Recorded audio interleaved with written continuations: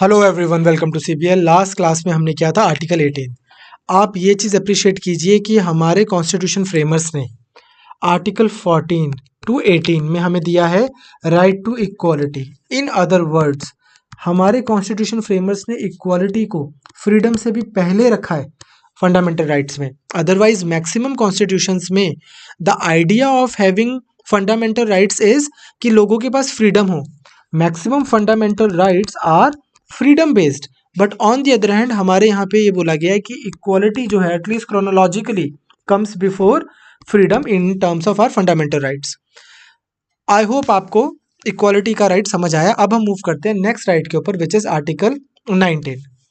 अब यहाँ से आपको आइडिया समझ आएगा जो मैं बोलता था आपको, कॉन्स्टिट्यूशनलिज्म मतलब क्या था हमारा, कि एक कॉन्स्टिट्यूशन हो उसमें कुछ ऐसी चीज़ें लिखी हों, ऐसी पावर्स हों इंडिविजुअल के पास वहाँ पे रिटन फॉर्म में, कि गवर्नमेंट, सरकार, स्टेट वो भी उस इंडिविजुअल की फ्रीडम ना ले सके। तो इसी के लिए हमारे पास नेक्स्ट सबसे इंपॉर्टेंट जो आता है वो आता है आर्टिकल 19, 20, 21। इस तरह से फ्रीडम से रिलेटेड आर्टिकल्स। सबसे पहले है आर्टिकल 19। ये देता है हमें 6 फ्रीडम्स। ये बोलता है कि ये 6 फ्रीडम्स हैं जो स्टेट शैल इंश्योर की सबके पास में होगी, state shall not take away. वो कौन से 6 फ्रीडम्स हैं? Right to freedom of speech and expression, बोल के लब आज़ाद हैं तेरे, हर एक के पास में पूरी आज़ादी है अपने विचार रखने की, एक्सप्रेस करने की। Second, right to assemble peacefully without arms, आप इकट्ठे हो सकते हैं, ये आपका राइट है, पीसफुली असेंबल होना है। इसी चीज़ पे आपने सुना होगा लास्ट ईयर कोविड से पहले शाहीन बाग में CAA के अगेंस्ट बहुत सारे लोग इकट्ठे हुए थे। तो उस पर सुप्रीम कोर्ट ने बोला था कि यार आपके पास में राइट तो है टू असेंबल पीसफुली, बट आप ये नहीं करना चाहिए, आपको ये नहीं कर सकते आपकी, आपने सोचा कि जो ये सबसे इम्पोर्टेंट ट्रैक है जहाँ से कोई एम्बुलेंस भी जा रही है, बच्चों की स्कूल की बस भी जा रही है, वो सब आप ब्लॉक करके बैठ जाओ। आपको पीसफुली असेंबल करना है, लेकिन keeping the administration into account. अब ऐसा है ना कि से मान लो अभी आप लगा लो कोई भी एक जगह है, वहां पे 20 लोग पीसफुली बैठ गए, लेकिन यहाँ से सबने निकलना था, रास्ता ब्लॉक हो गया। अब हो सकता है कि इन 20 के अलावा बाकी लोग इनके आइडिया से आइडेंटिफाई ना कर रहे हो। तो इन चीज़ों को ध्यान में रख के हम आगे जाके देखेंगे कि ये सब राइट्स जो हैं हमारे पास, दे कम विद रीजनेबल रिस्ट्रिक्शंस। तो इस पर्टिकुलर में मैं आपको बता रहा हूँ कि शाहीन बाग वाले में सुप्रीम कोर्ट ने बोला है अदरवाइज, कि आपको अगर बिल्कुल राइट है आपके पास, but that does not mean that you jeopardize the essential basic law and order system. Next is right to form associations or unions and cooperative societies.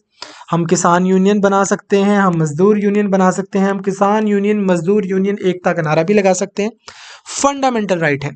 Next, right to move freely throughout the territory of India, जहाँ मर्जी घूमिए पूरे India में, आप हिमाचल का चाहे मनाली का tour लगाइए, चाहे गोवा का, फ्रीडम है आपके पास। Right to reside and settle in any part of the territory, कहीं पे भी हम रह सकते हैं, from JNK now to all the way to Kerala, Kerala, Tamil Nadu, आप कहीं पे भी रहिए। And right to practice any profession and to carry out any occupation, trade and business. ये हमारे फंडामेंटल राइट्स हैं। इस बात का मतलब क्या हुआ, अगर मैं बोलता हूँ कि ये मेरे फंडामेंटल राइट्स हैं, व्हाट डज दैट मीन, कि दीज आर दी राइट्स जो मुझसे सरकार भी नहीं ले सकती। ये अगर मेरे राइट्स जाएंगे तो what can I do, what is my entitlement, I can sue the government, मैं सुप्रीम कोर्ट में केस कर सकता हूँ, and then supreme court shall ensure that these rights are being maintained. But आपको याद होगा कि जब मैंने आपको फंडामेंटल राइट्स करवाए थे, at that time only I said कि that are fundamental rights in general are not absolute in nature. मतलब क्या है कि ऐसा नहीं है कि ये बस इनके ऊपर कोई रिस्ट्रिक्शन ही नहीं है। हमारी कंट्री में फंडामेंटल राइट्स, अगर आपके पास फ्रीडम है तो फिर रीजनेबल रिस्ट्रिक्शन भी है, रीजनेबल रिस्ट्रिक्शन आपके पास में है। अब कॉमन सेंस से भी आप देख सकते हैं कि किस चीज़ के ऊपर क्या रिस्ट्रिक्शन लगेगी। तो आर्टिकल 19A(1)(a) में, क्लॉज ए में आपके पास स्पीच का जो फ्रीडम है, उसके ऊपर जो ग्राउंड है वो क्या है, sovereignty and integrity of India, security of the state, friendly relations with foreign state, public order, decency and morality, और in relation to contempt of court. अब मेरे पास अगर just because I have a basic fundamental right of freedom of speech and expression, that does not mean कि मैं बोलूँ कि अरे ये जज साहब ने पैसे लेकर ये वर्डिक्ट दिया है, या फिर मैं कुछ भी ऐसा, मतलब इन अ वे, जैसे एक बार शशि थरूर और क्रिस्टोफर हिचन्स की एक डिबेट हो रही थी, उसमें शशि थरूर यही बोल रहे थे, ही सेज कि just because you have freedom of speech and expression, that does not mean कि एक कमरे में बुजुर्ग बैठे हैं और वहाँ पे अंधेरा भी है, बच्चे भी बैठे हैं, और आप फायर फायर चिल्लाने लग जाओ ताकि यहाँ पे भगदड़ हो जाए। तो ऐसा, मतलब this is what our system is. हुआ क्या था उस डिबेट में, तो कोइंसिडेंटली वो कमरे में अंधेरा ही था जब वो डिबेट हो रही थी, तो इस टाइप का एक कमरा था, वहाँ पे शशि थरूर बैठे थे, क्रिस्टोफर हिचन्स बैठे थे, he is no more any more with us unfortunately. And then when Shashi Tharoor gave this argument, तो क्रिस्टोफर हिचन्स बोलते जोर से fire fire, and everybody laughed, and then Christopher Hitchens says that see nothing happened, so like let's not put too much restrictions on freedom of speech and expression by saying that these are reasonable restrictions, but again like we have to take things in context anyways। तो आपको पता हो कि defamation का भी case लग जाता है हमारी कंट्री में, कि आपको, आपने बोल दिया, किताब लिख दी बाबा रामदेव या लाला रामदेव, इस तरह से किताब लिखी, तो फिर बाबा रामदेव जी ने इसके ऊपर डिफेमेशन का केस लगाया, तो इस तरह से जी न्यूज़ का एक डिफेमेशन का केस चल रहा है, शशि थरूर, सॉरी, अरविंद केजरीवाल और अरुण जेटली जी का चल रहा था। तो आप किसी के बारे में वो चीज़ नहीं बोल सकते जो फैक्ट भी नहीं है। एक तो ये होता है कि किसी को 10 साल की सज़ा हो गई, किसी पर्सन ने कन्विक्शन हो गई या उन्होंने मर्डर किया है, और आप बोलते हो कि इसने मर्डर किया है, ठीक, ही इज़ अ मर्डरर, तो दैट डज नॉट मीन कि वो आपने डिफेमेशन कर दी है, वो तो आपने फैक्ट बोला है। बट कई बार आप बेबुनियाद बात बोलते हो तो इसलिए कोर्ट केस होता है। तो ये these are the grounds of restriction.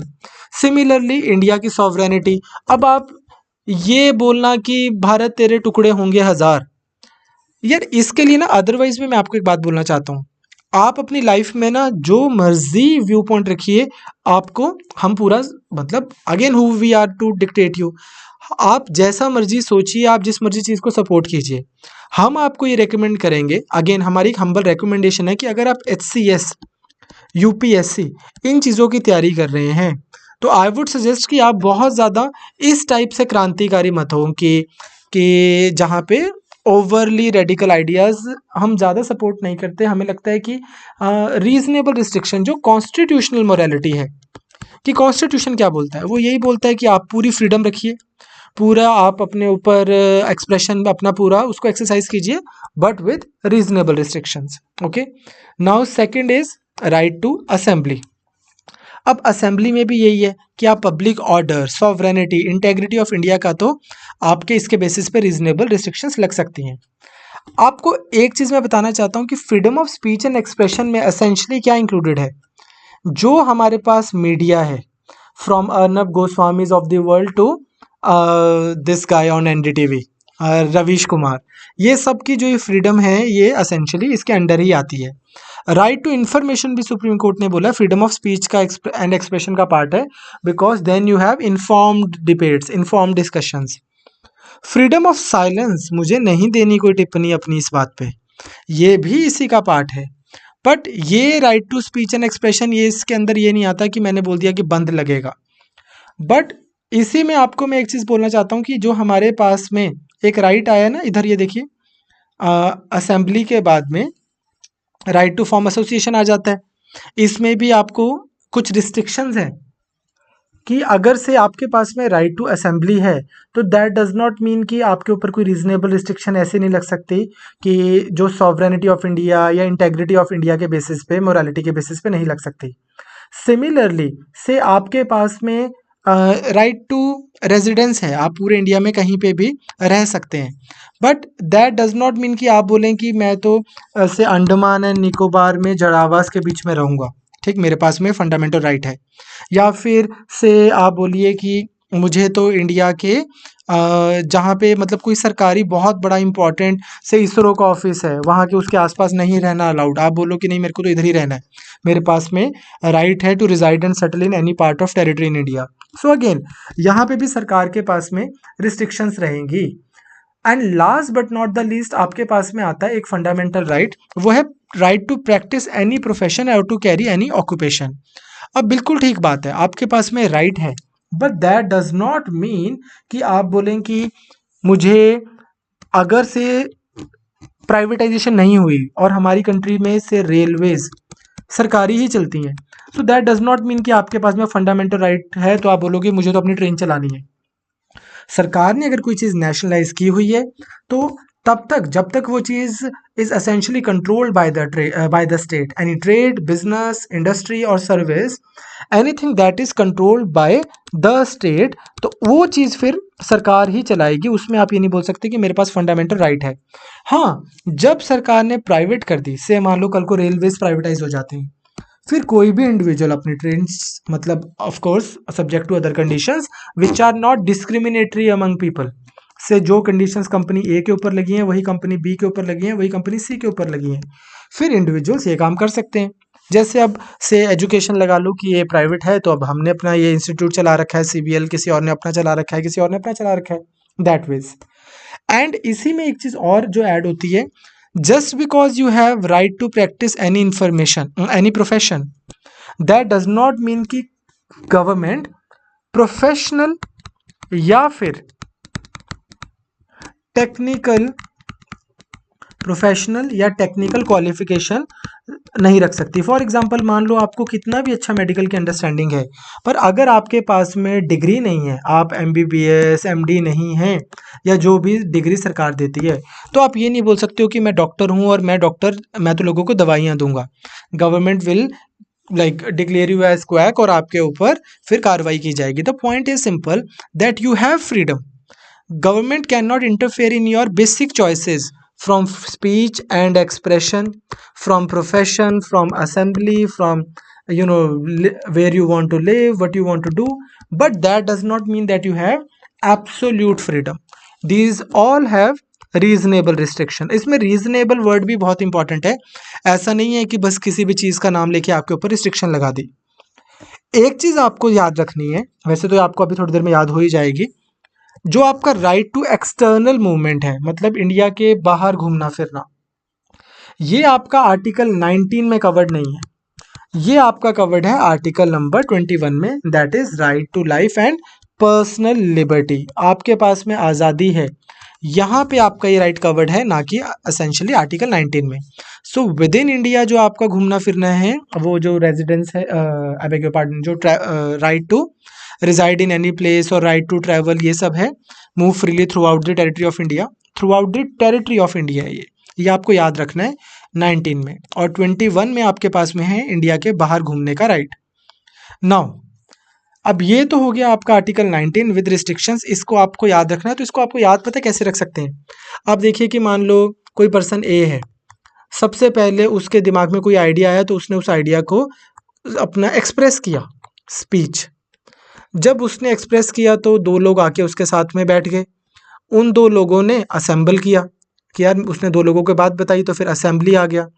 अब जब असेंबली में इन लोगों को उनकी बात ठीक लगी तो इन तीन लोगों ने मिलके एसोसिएशन बना ली, तो तीसरा हो गया आपका एसोसिएशन वाली फ्रीडम।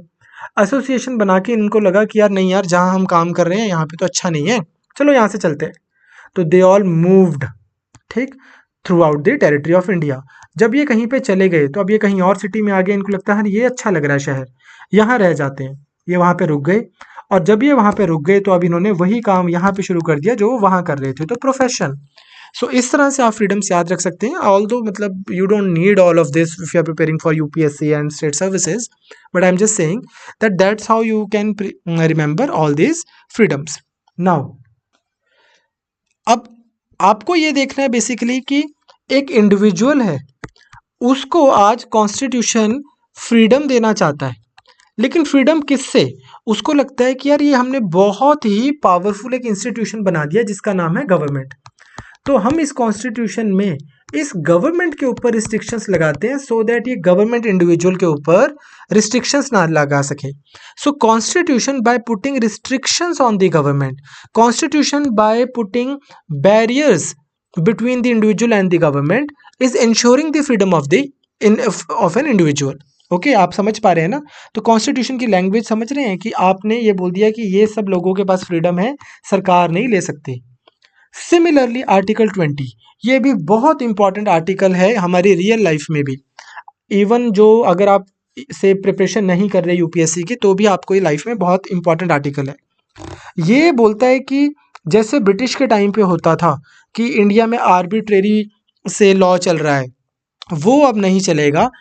किसी भी पर्सन को आर्बिट्रेरी और एक्सेसिव पनिशमेंट नहीं मिलेगी, किसी भी पर्सन को। आर्बिट्रेरी का मतलब क्या है यहाँ पे? जिसका कोई आधार नहीं है, कोई प्रोपोर्शनैलिटी नहीं है, कोई बेस नहीं है। जैसे पुराने टाइमों में राजाओं के फरमान होते थे, राजा को बहुत खुशी चढ़ी तो उन्होंने क्या किया, अपने गले का हार उतार के दे दिया। राजा जी को कोई बात नहीं पसंद आई, जैसा हम बचपन से पंचतंत्र की कहानियों में सुनते हैं कि राजा जी को कोई बात नहीं पसंद आई तो उन्होंने गर्दन काट दी। इब्ने बतूता के साथ में तो सच में भी ऐसा हुआ है कि कभी तो उसको इतने ऊपर बिठा दिया, आपको भरत सर कराएंगे हिस्ट्री में, कभी यार उठा के जेल में डाल दिया। एनीवेज, ये सब ना हो, एक रूल ऑफ लॉ हो कंट्री में, एक कायदे कानून से सिस्टम चले, ना कि रूल ऑफ मैन कि बस लोगों को जो सही लग रहा है वो कर दिया। इस चीज के लिए आपके पास में आता है आर्टिकल 20। ये बोलता है कि चाहे कोई सिटीजन हो या कोई भी लीगल पर्सन हो, कोई कंपनी हो, इनके लिए 3 प्रोविजंस हैं ताकि इनको बचाया जा सके अगेंस्ट आर्बिट्रेरी और एक्सेसिव पनिशमेंट से। क्या है वो 3? ये 3 चीजें हैं। No ex post facto law, इनका आपको रट्टा भी लगाना है। No self incrimination, no double jeopardy. No ex post facto law, no self incrimination and no double jeopardy. मैं तीसरी बार रिपीट कर रहा हूं, ये तीनों आपको एज इट इज याद होने चाहिए। No ex post facto law, no self incrimination, no double jeopardy. क्या होता है ये? सबसे पहले no ex post facto law, इसका मतलब क्या है? से मान लीजिए आज मैं आपको समझाने के लिए बोल रहा हूँ, आज मैं गाड़ी चला रहा हूँ और गाड़ी पे सीट बेल्ट पहनना आज क्राइम नहीं है। मैं चला रहा हूँ और मेरे साथ में मेरे सामने एक रोड पे पुलिस वाले साहब खड़े हैं, उन्होंने मेरी वीडियो बना ली और मैंने सीट बेल्ट नहीं लगाई हुई। नेक्स्ट डे अब लॉ बन जाता है कंट्री में कि अब आपको गाड़ी चलानी है तो आपको सीट बेल्ट पहननी है। और फिर पुलिस वाले साहब मेरी पुराने दिन की वीडियो निकालें और मुझे बोले कि ये देखो लॉ बन गया, आपने सीट बेल्ट कल नहीं पहनी हुई थी, ये लीजिए आपको तो पनिशमेंट होगी। तो ये नहीं हो सकता। मैंने आपको ना बहुत हार्मलेस एग्जांपल बताया सीट बेल्ट का। यू कैन वेल इमेजिन कि अगर सरकार के पास यही पावर हो कि कोई भी एक्टिविटी किसी पर्सन ने की है, अगले दिन उसके ऊपर लॉ बनाकर और पीछे की चीज के लिए जो act that has already been done और otherwise done when that act was not a crime, तो फिर सरकार के पास तो कितनी ओपन एंडेड पावर्स है। क्लियर? तो इंडिविजुअल की फ्रीडम तो कुछ रहेगी नहीं। इसलिए one can be punished only for violation of a law in force at a time of the commission of the act. पहली चीज। दूसरी चीज, अब अगेन आपको समझाने के लिए बोल रहा हूं, मान लो मुझे ऐसा लगता है कि यार ये है सीट बेल्ट, मेरा पहनने का मन नहीं है क्योंकि मुझे घुटन हो रही है और मुझे लगता है कि अगर मुझे किसी ने पकड़ लिया तो 700 रुपीज़ का चालान है। अब मुझे पता है कि 700 रुपये का चालान है आज और मैं सीट बेल्ट पहन के चल रहा हूँ, नहीं पहन के चल रहा हूँ, पुलिस वालों ने मुझे रोका और 700 रुपीज़ का चालान हो गया। बट अगेन अगर से मान लो ऐसा हो जाए कि नेक्स्ट डे मुझे पकड़ के बोलें कि आप कल नहीं घूम रहे थे, आज से हमने चालान कर दिया है 1 लाख रुपए सीट बेल्ट ना पहनने का, तो फिर ये तो मुझे लगेगा कि यार जब मैंने क्राइम किया उस समय इस क्राइम की समाज की वैल्यू में जो पिनलाइजिंग वैल्यू थी वो 700 रुपीज़ थी, आज आपने इसको 1 लाख रुपए कर दिया है, तो ये तो आर्बिट्रेरीनेस हो गई। तो कॉन्स्टिट्यूशन आपको इस चीज़ से भी बचाता है ताकि आपके किए द्वारा किए गए एक्ट्स की आपको एक्सेसिव आर्बिट्रेरी पनिशमेंट ना हो। तो क्लियरली लिखा है कि not subjected to a penalty greater than the one prescribed by law in force at the time of the commission of the act. उस समय जो गुनाह जब किया गया उस समय जो पनिशमेंट थी वो माना जाएगा। ये यूजुअली क्रिमिनल केसेस में होता है, सिविल या टैक्स लॉज में इसलिए नहीं होता।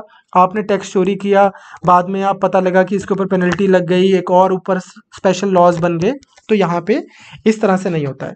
तीसरी चीज आती है नो डबल जेपर्डी। इसके भी बहुत सारे एग्जाम्पल्स मैं आपको दे सकता हूँ डबल जेपर्डी के। मैं आपको एक छोटा सा एग्जाम्पल बताता हूँ। मान लीजिए क्या हुआ कि से कोई कहीं पे कोई क्राइम हुआ, से मान लो क्राइम हो गया आगरा में, और इस क्राइम के तार जुड़े हुए थे, तो पुलिस आगरा की पुलिस ने इसको पकड़ लिया पर्सन 1 को। लेकिन इस ही क्राइम के तार जुड़े हुए थे से मान लो कोलकाता में भी, और यहाँ पे भी पुलिस जो है, ये जो पर्सन जिसने क्राइम किया है, पर्सन 1, इनका फ़ोन टैप कर रहे थे। इधर वाली पुलिस ने भी इनको इस केस की इन्वेस्टिगेशन कर रहे हैं। इस क्राइम के लिए यहाँ वाली पुलिस ने अपने इधर कोर्ट में केस लगा दिया, इन्होंने अपने इधर कोर्ट में केस लगा दिया। अब क्या होगा? अब मोस्ट लाइक्लीहुड इस पर्टिकुलर एक्ट के लिए इनको क्लब कर दिया जाएगा, या तो इधर ट्रांसफर हो जाएगा या इधर ट्रांसफर हो जाएगा। ये एक एक्ट है, सिंगल एक्ट, सिंगल क्राइम है। इसके लिए सेम ऑफेंस के लिए 2 बार पनिशमेंट नहीं मिलेगी, 2 अलग अलग जगहों पे। सिमिलरली, मतलब आप समझ रहे हो कि एक पर्सन को किसी एक क्राइम के लिए एक बार ही पनिशमेंट मिलेगी, डबल जेपडी नहीं है। लेकिन इसका मतलब ये नहीं है कि किसी पर्सन ने अगर मर्डर 1 किया है, अब मैं मर्डर बहुत स्ट्रॉन्ग वर्ड यूज़ करता हूँ, I hope you don't mind, ठीक। तो मर्डर 1 किया है, उसकी सज़ा है 10 साल। और फिर किसी ने दूसरा एक और मर्डर किया है, या एक ही टाइम पे 2 मर्डर किए हैं, तो फिर उनको 20 साल की सज़ा हो सकती है। फिर आप ये नहीं बोलोगे कि ये डबल जेपटी नहीं है। क्लियर? ये 2 सेपरेट केसेस हैं। बट आपको एक चीज़ समझनी है कि जस्ट बिकॉज आपके पास में एक प्रोटेक्शन दी गई है ताकि आपको एक क्राइम के लिए रिपीटेडली पनिशमेंट देके गवर्नमेंट आपकी पर्सनल लिबर्टी ना ले ले, दैट डज नॉट मीन कि जस्ट बिकॉज नो डबल जेपटी है तो आपके साथ में कोई डिपार्टमेंटल इंक्वायरी नहीं हो सकती। मैं इसका एग्जांपल बताता हूँ आपको। से मान लो कोई पर्सन है, पर्सन 1, वो गवर्नमेंट जॉब में है या किसी भी एक कहीं पे भी काम करते हैं। उन्होंने किसी लेडी के साथ में मिसबिहेव किया ऑफिस में या ऑफिस के बाहर, कोर्ट में केस चला और इनको से मान लो सजा हो गई या पनिशमेंट हुई, जो भी पनिशमेंट थी, इनसे hypothetically speaking 10,000 rupees and 30 days की जेल, मान लो ये एक सजा थी। अब इस पर्सन ने, जिन्होंने मिसबिहेव किया, इनको सजा हो गई। Now this person joins back in his department because he has done so. अब ऐसा हो सकता है कि डिपार्टमेंट भी इनके अगेंस्ट कोई ऐसे इंक्वायरी बिठा दे कि यार आपने हमारे ऑफिस में ये भी किया था, इसलिए आपकी प्रमोशन रुक गई है। अब अगर इनकी प्रमोशन रुक गई है तो दैट डज नॉट मीन कि ये बोलेंगे कि मुझे एक ही क्राइम की 2 सजा मिल रही है। आपको कोर्ट केसेस 2 नहीं चलेंगे आपके ऊपर। ओके, तो आपको एक और चीज में, ये मैं आपको बता क्यों रहा हूं, आपको एग्जाम में सब नहीं आता है, एग्जाम में सब नहीं आता है, लेकिन बिकॉज बुक्स में लिखा होता है या बच्चे जानना चाहते होते हैं, तो इसलिए बस आपको इसलिए बताया जा रहा है। तो आपको पहला भी समझ आ गया, नो, सबसे पहला था बच्चे नो एक्स पोस्ट फैक्टो, दूसरा नो डबल जेपडी, ये ऑर्डर चेंज हो गया। तीसरा है नो सेल्फ इंक्रिमिनेशन। इसका क्या मतलब है? इसका मतलब ये है कि पुलिस आके किसी को ये नहीं बोल सकती कि अपना गुनाह मानो, आप ही ने किया है। जबरदस्ती कोर्जन को यूज करके आप किसी को कंपेल नहीं कर सकते हो to be a witness against himself. आपने देखा होगा, जो अगर हमारी कंट्री में भी जब पुलिस या एजेंसीज होती हैं, जैसे कि से DRI, CBI, NCB, narcotics control bureau and so on, whenever they pick people up, लोगों को उठाते हैं, कोई केस चल रहा होता है, फिर जब ये उनको पेश करते हैं कोर्ट में, से पहली उनकी पेशी है या दूसरी पेशी है, तो जो इन्होंने विद इन 24 आवर्स स्टेटमेंट दी होती है, उसको वो रिट्रैक्ट कर लेते हैं लोग। उनके वकील बोलते हैं आप उसको रिट्रैक्ट कर लो, क्योंकि ये बताते हैं कि मुझे जी पुलिस ने मारा था और मार के मुझसे स्टेटमेंट ले ली, ऐसा ऐसा बोल देते हैं।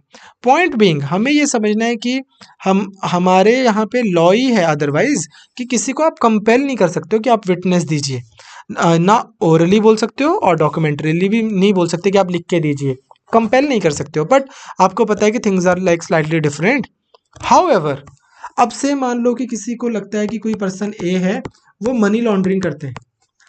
अब पुलिस या ईडी PMLA को जो देखते हैं, ED can not come here and से कि आप मनी लॉन्ड्रिंग करते हैं और आप एक काम कीजिए कि आप मानिए कि आप मनी लॉन्ड्रिंग करते हैं। बट ईडी आके, इन्फोर्समेंट डायरेक्टोरेट आके इस पर्सन ए को ये तो बोल ही सकते हैं ना कि अपने बैंक स्टेटमेंट्स दीजिए, ठीक, आप हमें अपने टैक्स के डॉक्यूमेंट्स दीजिए and so on and so on. यहाँ पे जब वो उनसे कुछ मटेरियल मांग रहे हैं, कंपलसरी एग्जीबिशन ऑफ से कोई और चीज़ की बॉडी या ब्लड स्पेसिमेन या कुछ भी ऐसा चीज़ मांग रहे हैं, दैट डज नॉट मीन कि ED is forcing this person to be a witness against himself. तो ये किया जा सकता है बट ये नहीं किया जा सकता। ओके, नाउ अब आता है one of the most important articles in our entire constitution, article 21, protection of life and personal liberty. तो आपको पता लग गया कि हमारे पास फ्रीडम है, फंडामेंटल राइट। कैसे? आर्टिकल 19 को देख लीजिए, सीधा ही 6 फ्रीडम्स लिस्ट की हुई हैं कि ये तो लोगों के पास होनी चाहिए। आर्टिकल 20 को देख लीजिए, पुलिस ज़बरदस्ती लोगों को ये ना बोले कि अपना गुनाह मानिए, लोगों को डबल डबल जेपटी ना हो, कुछ इस तरह के लॉ ना बने जो बाद में बन रहे हैं एक्स पोस्ट फैक्टो। क्राइम के टाइम पे वो लॉ ही नहीं था, लेकिन बाद में लॉ बना बना के लोगों को सज़ा दी जाए, ये नहीं होगा। तो फिर इससे भी फ्रीडम होगी। अब आता है तीसरी चीज़, वेरी इंपॉर्टेंट। आर्टिकल 21 की तो आपको पहले लैंग्वेज पढ़नी है। ये बोलता है कि no person shall be deprived of his life और personal liberty except according to procedure establish by law. अब यहाँ पे बड़े बच्चों का सारा सारा साल निकल जाता है प्रिपरेशन करते हुए, उनको दो तीन चीज़ें नहीं समझ आती। पहली, ये प्रोसीजर इस्टेब्लिश बाय लॉ क्या है, फिर ये ड्यू प्रोसेस ऑफ लॉ क्या है, मतलब क्या होता है इन चीज़ों का, बहुत ही सिंपल है। और रूल ऑफ लॉ क्या है, ये सब अलग अलग क्यों है। रूल ऑफ लॉ मैं आपको ऑलरेडी आर्टिकल 14 में करवा चुका हूँ। एवी डाइसी का एक कॉन्सेप्ट था, याद है? वो सिंपल सा कॉन्सेप्ट था कि कंट्री में आर्बिट्रेरीनेस नहीं होगी, रूल ऑफ लॉ होगा, एक लॉ ऑफ लैंड होगा जिसके हिसाब से कंट्री चलेगी। तो आप पहली वीडियो देख सकते हैं फंडामेंटल राइट्स की, अगर आपको रूल ऑफ लॉ जब समझना है। वैसे कोई इतनी बड़ी बात नहीं है। इस के आज के लेक्चर में बस आपको यही समझ आ गया कि प्रोसीजर इस्टेब्लिश बाय लॉ और रूल ऑफ लॉ में क्या डिफरेंस है, तो बस सफिशिएंट है। सबसे पहले आप ये देखिए कि इसको हम दोबारा पढ़ते हैं कि कोई भी पर्सन को लाइफ और लिबर्टी, पर्सनल लिबर्टी, आज़ादी नहीं ली जाएगी उसकी सरकार के द्वारा, except according to procedure establish by law. ये देखिए सर, हमारी कंट्री में ये एक है पार्लियामेंट, जिस पे हम बहुत जल्दी मूव करेंगे, बहुत जल्दी काम करेंगे इसके ऊपर हम 1-2-4 लेक्चर्स में। पार्लियामेंट बनाता है लॉ। चलो, इस लॉ के अंदर दो तीन चीज़ें होती हैं। पहली चीज़ तो ये होती है कि ये लॉ का क्या प्रावधान है, लॉ में क्या किया जा रहा है।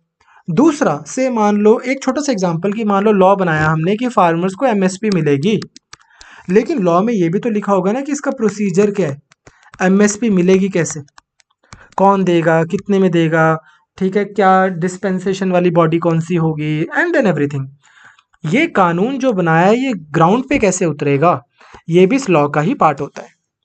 तो अब यहां से हम वापस आते हैं कि आर्टिकल 21 बोलता है कि किसी भी पर्सन की लाइफ और पर्सनल लिबर्टी नहीं ली जाएगी except according to procedure establish by law. इसका मतलब अगर प्रोसीजर कोई लॉ में फॉलो हो रहा है तो पर्सन की लाइफ और लिबर्टी ली जा सकती है क्या? तो बिल्कुल हाँ। देखो भाई, पर्सन लिखा है, हमारी कंट्री ने एक लॉ बना दिया पार्लियामेंट ने कि जो टेररिज्म में इन्वॉल्व होगा और फिर वो rarest of rare type person होगा, अजमल कसाब जैसा, अब उसको जब सरकार पकड़ेगी तो ऐसे पर्सन की तो क्या है, सजाए मौत, फांसी की सजा, ठीक, डेथ पेनल्टी। तो इसलिए क्या होगा कि जब हम अजमल कसाब को पकड़ेंगे उसको हम कोर्ट में लेके जाएंगे, कोर्ट में ले जाके देखेंगे कि क्या ये व्यक्ति जो सामने खड़ा है यही अजमल कसाब है, हाँ जी, आइडेंटिफिकेशन हो गई, बिल्कुल कोर्ट में सारे एविडेंस प्रूव किए गए। और जब ये प्रूव हो गया कि यस, इस पर्सन ने ही इस तरह से ये मुंबई वाला अटैक किया है, अब इसको दो आप डेथ पेनल्टी।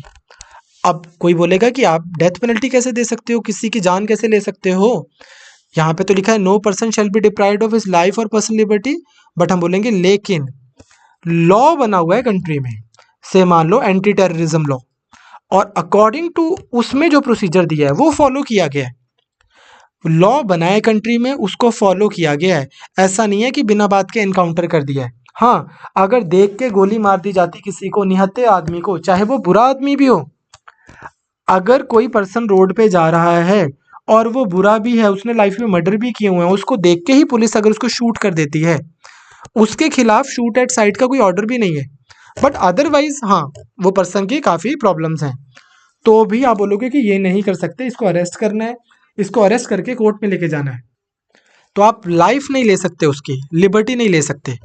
बट अगर लॉ में दिया हुआ प्रोसीजर फॉलो हो रहा है फिर तो क्या प्रॉब्लम है, ठीक। ऐसा हमारा कॉन्स्टिट्यूशन बोलता है। तो इसका मतलब अगर गवर्नमेंट, सरकार प्रोसीजर को फॉलो कर रही है, प्रोसीजर को फॉलो करते हुए सरकार लाइफ भी ले सकती है, पर्सनल लिबर्टी भी ले सकती है और लेती भी है। लॉज हमारी कंट्री में बने हुए हैं, अगर कोई पर्सन का उस लॉ में फंस जाता है तो उसकी लिबर्टी ले ली जाती है। किसी को 6 महीने की सज़ा, किसी को 10 महीने की सज़ा, किसी को 2 साल की, किसी को पूरी उम्र की। तो जब आपको या किसी भी पर्सन को जेल होती है तो आपकी पर्सनल लिबर्टी तो ली जाती है कि अब आप घूम फिर नहीं सकते हो, खा पी नहीं सकते हो, वो सारे जो आपके फ्रीडम्स थे अब आपको नहीं मिल रहे हैं। सिमिलरली अनफॉर्चुनेटली जब सरकार किसी को डेथ पेनल्टी देती है तो उसकी लाइफ ही तो ली जाती है, बट प्रोसीजर फॉलो होता है। तो ऐसा लिखा था हमारी कंट्री में, जापान में भी ऐसा ही है। अब क्या हुआ कि हमारी कंट्री में एक केस हुआ जिसको हम बोलते हैं गोपालन केस। एक गोपालन केस कभी आपसे डिस्कस करूंगा बहुत अच्छे से। कभी इंडिया में ना हम करेंगे ना अगर कि पॉलिटिक्स कैसे स्टार्ट हुई, कांग्रेस पार्टी की, कम्युनिस्ट पार्टी की, इस तरह से उस दिन कभी ये डिस्कस करूंगा मेंस के लिए। तो गोपालन केस हुआ 1950 में। यहाँ पे सुप्रीम कोर्ट ने बोला कि देखिए कॉन्स्टिट्यूशन में लिखा हुआ है प्रोसीजर इस्टेब्लिश बाय लॉ, इसलिए सरकार ने अगर कोई लॉ ही ऐसा बना दिया जिसमें काफी ऐसे प्रावधान हैं जो आर्बिट्रेरी हैं, लॉ ही ऐसा बना दिया जिसमें प्रोसीजर ही ऐसा दिया हुआ है जो बहुत आर्बिट्रेरी है कि यार ये क्या बात बनी, से सरकार ने ऐसा मान लो, अगेन आपको समझाने के लिए बोल रहा हूँ, सरकार ने ऐसा लॉ बना दिया जिसमें बोला कि किसी पर्सन पे अगर शक है तो उसको एक बार बोला जाएगा रुक जाओ, अगर वो नहीं रुका तो सरकार पुलिस जो है वो किसी दूसरे पर्सन को बुलाएगी, बोलेगी देखो मैंने उसको बोला एक बार रुक जाओ, आप विटनेस हो, वो बोलेगा हाँ जी मैं विटनेस हूँ, अब उस पर्सन को आप गोली मार सकते हो। अब आप बोलोगे यार ये कितना ही अजीब सा प्रावधान है, पर ये पुलिस है, ये पर्सन ए है, ये पर्सन बी है। अगर मैं पुलिस बोल दे कि यार लॉ में लिखा था मुझे तो कि मेरे को एक बार इसको आवाज़ लगानी है, अगर ये नहीं रुक रहा तो मैं इसको शूट कर सकता हूँ सीधा, प्रोवाइडेड मैंने किसी पर्सन ए को बताया कि देखो मैंने आवाज़ लगाई है। और पुलिस वाला ऐसे ही कर देता है, सच में कर देता है। तो पुलिस वाले ने कुछ गलत थोड़ी किया, उसने तो लॉ को फॉलो किया। हाँ, आपके लॉ में जो प्रोसीजर दिया हुआ था वो उसने फॉलो किया, पर वो प्रोसीजर ही बहुत आर्बिट्रेरी है। एज लॉन्ग एज पुलिस वाला इस प्रोसीजर को फॉलो कर रहा है तो वो कुछ इलीगल नहीं कर रहा। हाँ, अगर उसको एक बार भी आवाज़ ना लगाए, किसी पर्सन ए को बुलाकर भी ना बोले कि देखो मैंने आवाज़ लगाई और वो सीधा ही शूट कर दे, फिर आप बोलोगे कि यार ये तो प्रोसीजर ही नहीं फॉलो हो रहा लॉ का। क्लियर? तो इस तरह से स्टार्टिंग में हमारी सुप्रीम कोर्ट ने बोला कि ये जो आर्टिकल 21 है ये आर्बिट्रेरी एग्जीक्यूटिव एक्शन, एग्जीक्यूटिव कौन होते हैं? जो आपके लॉ को एग्जीक्यूट करते हैं। तो एग्जीक्यूटिव एक्शन से बचाती है कि पुलिस वाले अपनी मर्जी ना चलाएं, सीबीआई वाले, मिनिस्टर्स, ये सब, but not from arbitrary legislative action. इसका मतलब state can deprive the right to life and personal liberty of a person as long as law is being followed। जो प्रोसीजर लॉ में दिया गया है वो फॉलो हो रहा है। बिल्कुल ठीक है। अब आपको लगेगा कि यार एक सेकेंड, आपको लगेगा कि ये तो यार बहुत बड़ा ट्रैप है। कैसे? हम सब लोग इंडिया में इकट्ठे हुए, हम सब ने एक पार्लियामेंट बनाया कि यार ये पार्लियामेंट बनाया था कि आप हमें अकॉर्डिंग टू हम रूल ऑफ लॉ जीना चाहते हैं। रूल ऑफ लॉ हम क्यों, एक कायदे कानून से हम जीना चाहते हैं, कंट्री में एक ऐसा नियम होना चाहिए, नियम प्रणाली। अब हम बोलेंगे कि हम ऐसा क्यों चाहते थे, सो दैट कि आर्बिट्रेरीनेस ना हो, प्रिडिक्टेबिलिटी हो, सब लोगों को पता हो कि आप कैसे सिस्टम में रह रहे हो, एक प्रो पीपल सिस्टम हो। लेकिन इस पार्लियामेंट ने आर्बिट्रेरी प्रोसीजर्स बनाने शुरू कर दिए, पार्लियामेंट ने डिक्टेटोरियल प्रोसीजर्स बनाने शुरू कर दिए कि यार ये तो प्रोसीजर ही लोगों की पर्सनल लिबर्टी और लाइफ ले रहा है। तो इस चीज़ को अब आपने समझना है। ऐसी इंटरप्रिटेशन हुई मेनका गांधी केस 1978 में। मेनका गांधी जी का पासपोर्ट रख लिया गया था। यहाँ पे सुप्रीम कोर्ट ने गोपालन जजमेंट को ओवर रूल किया। वो बोलते कि यार देखो हमने 1950 में आपको बोला था कि procedure establish by law clearly लिखा हुआ है, तो as long as procedure follow हो रहा है तो हम कुछ नहीं कर सकते। लेकिन आज हम अपना स्टैंड चेंज कर रहे हैं। हमें ये समझना है कि हमारे कॉन्स्टिट्यूशन वालों ने, मेकर्स ने, बाबा साहब अम्बेडकर से लेकर नेहरू जी से एंड ऑल दैट, उन्होंने यहाँ पे कहना क्या चाह रहे होंगे। चाहे उन्होंने प्रोसीजर इस्टेब्लिश बाय लॉ लिखा है, पर वो अज्यूम करके चल रहे हैं कि जो लॉ बनाने वाले हैं वो नॉन आर्बिट्रेरी लॉ बनाएंगे। ठीक, वो लॉ बनाने वाले जो हैं वो एक अच्छा लॉ बनाएंगे। इसलिए इस चीज को इंश्योर करने के लिए आज से हम आपको बता रहे हैं कि हम आर्टिकल 21 की वाइडर इंटरप्रिटेशन दे रहे हैं, that is the American concept of due process of law. इसमें क्या होता है? इसमें यह होता है कि right to life and personal liberty of a person can be deprived provided procedure prescribed by that law is reasonable, fair and just. हम ये तो चेक करेंगे कि जो एग्जीक्यूटिव लॉ को फॉलो कर रहा था और फॉलो करते हुए उसने लोगों की पर्सनल लाइफ या लिबर्टी ले ली, छीन ली, हम ये तो चेक करेंगे कि उसने फॉलो किया भी उस लॉ को नहीं किया। हम ये भी चेक करेंगे कि ये जो लॉ है अपने आप में ये भी रीजनेबल है, फेयर है, जस्ट है, प्रो पीपल है कि नहीं है। अगर आपका लॉ ही बेकार होगा तो फिर तो भी आप ऐसा लॉ बनाकर आप कौन लोगों की freedom of personal life and liberty नहीं ले सकते। तो इसका मतलब क्या हुआ? से मान लो अब आपने देखा होगा धीरे धीरे धीरे इस आर्टिकल की बहुत ज़्यादा फिर इंटरप्रिटेशन होनी शुरू हो गई कि से मान लो यही लगा लो कि ये बोल दिया सरकार ने कि राइट टू लाइफ का मतलब क्या है। अदरवाइज राइट टू लाइफ के अंदर राइट टू प्राइवेसी तो आता ही है। पर्सन जो है जिसकी प्राइवेसी नहीं है उसके बेडरूम में क्या हो रहा है सरकार को उस पर कैमरा डालना है, तो फिर ये क्या ही लाइफ है। राइट टू लाइफ जो है वो राइट टू स्लो डेथ थोड़ी है। तो अगर किसी के पास क्लीन एनवायरनमेंट ही नहीं है तो फिर वो क्या ही राइट टू लाइफ है। इसलिए सरकार ने बोला, सुप्रीम कोर्ट ने, कि आप एनजीटी बनाइए and so on and so on and so on and so on. ये जो राइट टू लाइफ है इसकी भी बहुत wider interpretation, open ended interpretation की जाती है। सुप्रीम कोर्ट डिफरेंट केसेस में बताता है कि राइट टू लाइफ के अंदर क्या क्या इंक्लूडेड है। एट द सेम टाइम अब हमारी कंट्री में ये भी है कि क्लियरली जो लॉ बनता है उसमें जो प्रोसीजर दिया होता है लॉ का उसका भी होता है जुडिशियल रिव्यू। जुडिशियल रिव्यू होता है कि ये जो प्रोसीजर है ये फेयर है, जस्ट है, रीजनेबल है।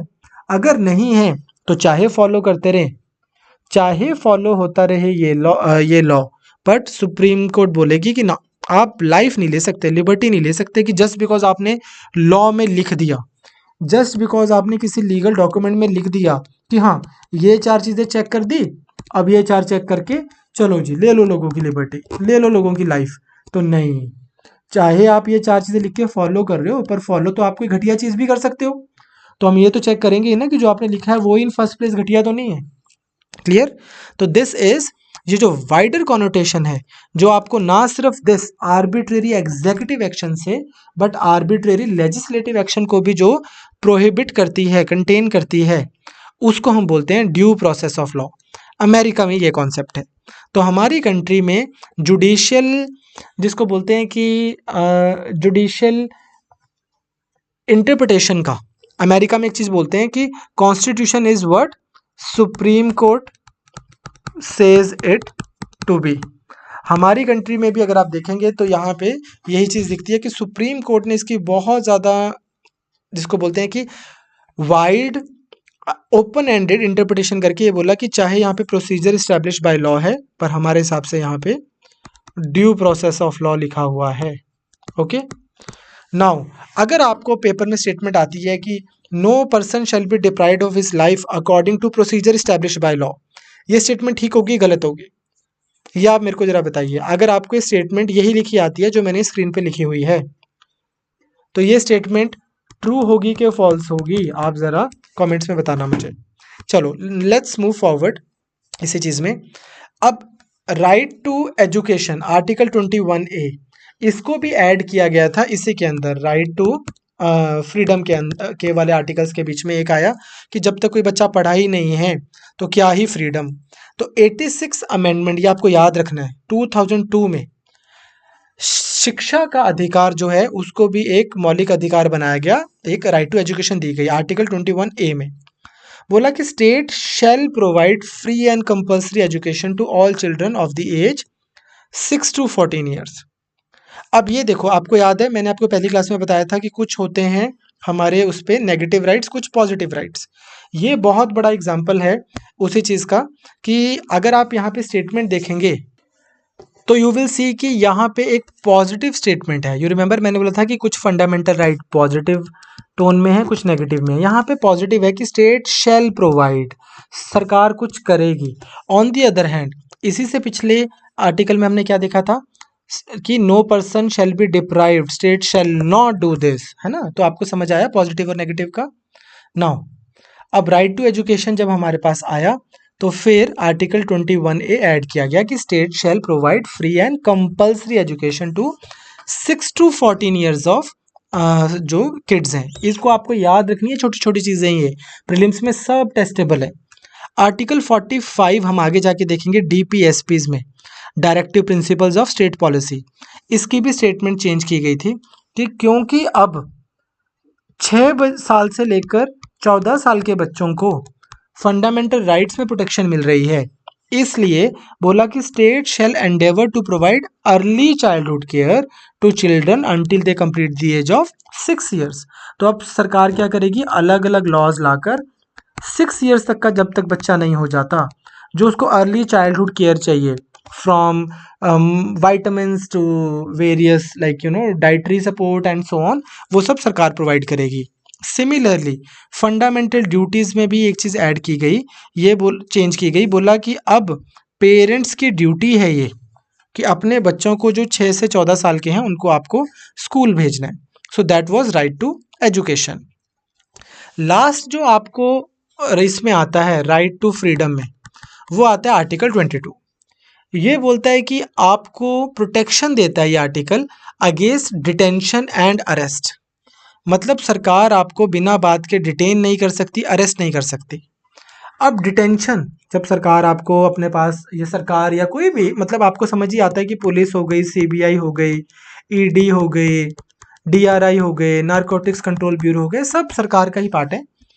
तो ये बॉडीज आपको without following the law detain नहीं कर सकती। अब डिटेंशन होती है 2 तरीके की। डिटेंशन नंबर 1 ये है जब क्राइम हो चुका होता है, दैट इज प्यूनिटिव डिटेंशन।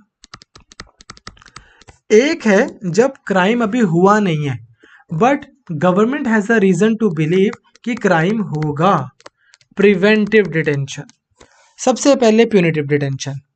आपने अपहरण मूवी देखी होगी शायद, उसमें क्या होता है कि जब अजय देवगन को अरेस्ट करने आती है पुलिस, अब जब वो किडनैपिंग करते हैं तो वो बोलते हैं उसके father, because he is a learned man, तो बोलते हैं कि आप इसको क्यों उठा के लेके जा रहे हो। तो इमीडिएटली द गाय जो जो उनको पुलिस वाले होते हैं वो लेके जा रहे होते हैं, ही स्टार्ट्स येलिंग सर्टन धाराएं कि सर इनके ऊपर ये धारा लगी है, इन्होंने फिरौती की है, अबडक्शन की है, attempt to murder and so on. होता क्या है कि जब भी किसी को अरेस्ट किया जाएगा, किसी भी पर्सन को डिटेन किया जाएगा, ठीक, किसी भी ऑर्डिनरी लॉ में, ऑर्डिनरी मतलब जो आम नागरिकों के लिए, सबके लिए लॉ बने होते हैं कंट्री के, तो एक तो उनको ना इन्फॉर्म किया जाएगा कि आपको किस ग्राउंड पे अरेस्ट कर रहे हैं, ये पहली चीज़ होती है। दूसरा, उनको ये भी बोला जाता है कि आप अपना कोई लीगल प्रैक्टिशनर, किसी को कंसल्ट कर सकते हैं, वकील को। 24 आवर्स, ये तो बेसिकली रिटर्न में अरेस्ट मेमो दिया जाता है घर वालों को या जिसको भी अरेस्ट करते हैं पर्सन को अरेस्ट मेमो मिलता है। उसके बाद उनको 24 आवर्स के अंडर अंडर किसी मैजिस्ट्रेट के पास पेश किया जाता है। बहुत बड़े बड़े जो लेवल के ऑफिसर्स हैं हमारी कंट्री में, बहुत ज़्यादा बड़े बड़े लेवल के ऑफिसर्स के ऊपर भी केसेस चल रहे हैं आज, even after their service, because they arrested people and they did not produce them before a magistrate and those people just disappeared. तो you have to understand कि ये बहुत important चीज़ है कि उनको they have to be produced before a magistrate within 24 hours. And अगर magistrate authorise कर दे कि यार इस पर्सन को आप छोड़ दो, इसकी पर्सनल लाइफ और लिबर्टी हम नहीं लेते, हाँ आप धीरे धीरे इन्वेस्टिगेशन कीजिए, तो फिर आपको उसको रिलीज भी करना है। तो प्यूनिटिव डिटेंशन में क्या है, अगर किसी ने कोई क्राइम किया है तो उसको पहले तो ये बताया जाएगा कि आपको जो है ये किस ग्राउंड पर अरेस्ट किया जा रहा है, आप वकील कर लीजिए एंड सो ऑन। फिर होता क्या है, फिर वो कोर्ट में केस चलता है, फिर कोर्ट में केस होने के बाद अगर कन्विक्शन हो जाए ट्रायल के बाद, फिर आप उनको जेल में डाल सकते हैं, पर ऐसे नहीं। दूसरा हमारे पास में होता है प्रिवेंटिव डिटेंशन। प्रिवेंटिव डिटेंशन क्या है कि से मान लो एक एरिया है, जैसे इंडिया में कुछ वोलेटाइल पॉकेट्स बन जाती हैं कई बार, जैसे यूपी में मेरठ वाली बेल्ट है, से वहाँ पे ऑलरेडी थोड़ी बहुत प्रॉब्लम चल रही हो इसको लेकर, तो इस तरह के एरियाज में कई बार वायलेंस हो जाता है। तो अगर मान लो कि मतलब कई बार कम्युनल राइट्स वगैरह हो जाते हैं, तो मान लीजिए कि अगर से गवर्नमेंट को पता है कि कोई पर्सन जो है वो कोई ऐसी स्पीच देने वाले हैं, तो फिर क्या होगा, जब वो ऐसी स्पीच देने वाले हैं तो सरकार उनको पहले ही डिटेन कर सकती है, सो दैट कि कुछ होने वाला क्राइम अवॉइड किया जा सके। बट ऐसे तो सरकार किसी को भी उठा के अंदर कर देगी कि यार नहीं नहीं, हमें लगता है, हम एंटिसिपेट कर रहे हैं कि यहाँ पे कोई क्राइम होगा। तो इस वजह से इसके ऊपर कुछ लिमिटेशन लगाई गई हैं, कॉन्स्टिट्यूशनल लिमिटेशन है, सो दैट प्रिवेंटिव डिटेंशन को मिनिमम यूज़ किया जा सके और इसकी इंटेंसिटी भी बहुत कम हो। तो ये क्या है कि detention can not exceed 3 months, और 3 महीने के बाद में भी क्या है कि एक एडवाइजरी बोर्ड बैठता है जिसमें बहुत बड़े बड़े जजेस होते हैं। अगर वो बोलेंगे कि हाँ हमारे पास सफिशेंट केस बन रहा है इसको एक्सटेंड करने का, सिर्फ आप तभी एक्सटेंड करोगे। बहुत बड़े बड़े जो लॉज आते हैं, बहुत ज़्यादा स्ट्रॉन्ग लॉज जो हमारी कंट्री में आते हैं, उन्हीं में प्रिवेंटिव डिटेंशन के प्रावधान होते हैं। जैसे कि से मीसा था, एक इंदिरा गांधी जी लेके आए थे, MIS, maintenance of internal security. फिर उसके बाद में कॉफेपूसा है, NSA है, पोटा है, इस टाइप के लॉज में ही हमारे पास प्रिवेंटिव डिटेंशन होती है। तो अगेन सरकार प्रिवेंटिव डिटेंशन तो यूज़ करने की ज़रूरत पड़ सकती है, बट ये ओपन एंडेडली आर्बिट्रेरीली यूज़ ना हो, इसलिए हमारे कॉन्स्टिट्यूशन में आ गया इसके ऊपर लिमिटेशंस आर्टिकल 22 में। सो आई होप आपको समझ आया कि किस तरह से हमारी कंट्री में हमारी फ्रीडम को सिक्योर किया जाता है bye putting limitations on the government in the form of article 19, 20, 21 and 22. Okay, I'll see you guys tomorrow in the next lecture. Take care. Goodbye.